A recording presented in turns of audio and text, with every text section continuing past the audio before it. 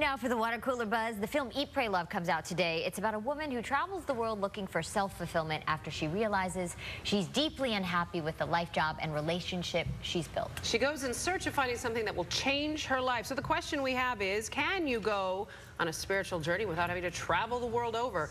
Author and spiritual advisor Jonathan Ellerby, Ph.D., here to buzz with us this morning. Good to see you, and thank you so much for joining us. Thank you very much for having me. Yeah. So the idea of this, sort of proverbial soul-searching journey, it doesn't necessarily mean you have to rack up miles on the mileage plan. Well, no. As someone who actually took the proverbial spiritual journey and did travel the world a few times, I can honestly say that I probably could have saved some money, because there's no question you can do it at home. And the truth is, most people have to do it at home.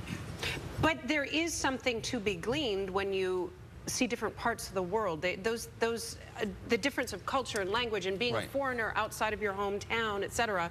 Don't those things teach us more about ourselves? Yeah, but I think if you look at the book and the movie Eat, Pray, Love, I mean, the two primary things that people can take home is, one, to follow your passions. Now, the woman in the movie and the book, she was a travel writer, so traveling around the world was an extension of her passions. But if someone has an interest in sports or cooking or needlepoint, it really doesn't matter what the passion is. It's about following your passions. The other thing is, it's about looking at life differently, and that's certainly one of the messages that I write a lot about, which is, can you look beyond what you've known? Can you put the stories and habits behind you and look at life differently? That's what the movie's about. I always have the sense that people, are either sort of sunny people, or that phrase you hear sometimes, they have a dark cloud over them. And you tell me, it seemed to me the idea would be to try to dissipate that dark cloud. Yeah, absolutely. I mean, an expression my wife always uses is, take a different way home from work. Especially in a city like LA. I mean, we have worlds within worlds in a city this big. And a lot of people, they stick to the same routines, the same habits, the same expectations. And what they don't realize is that there's a whole world waiting to be explored just down the street. So it's really about stepping outside of yourself. Correct. But you know what I find sad too, and I think it happens to all of us at some point, you just feel stuck. And so many people can't change their job, move away, move to a new city because they have kids and they have a job and they have to pay their mortgage. So how that's me. So that's most people. So how do you really follow your passion if you can't live your passion? So I think there's two things that are important here. The first is that this idea of finding your purpose, a lot of people think it's about finding the right job.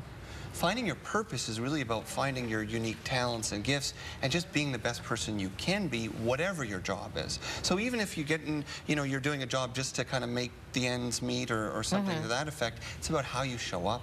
It's about how you treat your colleagues. It's about how you treat yourself. And the other thing is, a lot of people today forget that their spare time is probably the most important time that they need to invest in, even if it's short.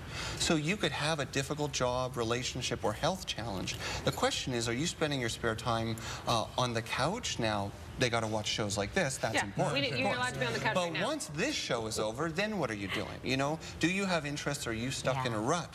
But so if take some time. Is watching TV. You found yourself. Your passion. I found my passion. Well, but see, then you could volunteer down at the local TV station. So it's about getting involved, getting engaged. Take your interest to the next level and raise that vitality in your life. It doesn't need to be the perfect job. Jonathan, this has been awesome. It is, and I think everybody takes a little bit away from something like that. And for more information on your book, Jonathan, and his titled book, Inspiration Deficit Disorder, The No Pill Prescription to End High Stress, Low Energy, and Bad Habits. Go to KTLA.com. You were a wonderful guest buzzer today. Well done. Thank you, Jonathan. You brought us tranquility. He did, yes.